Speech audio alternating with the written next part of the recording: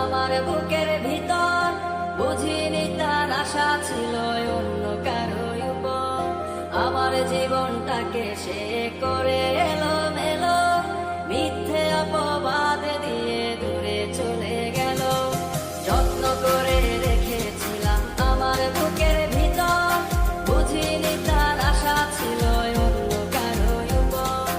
আমার জীবনটা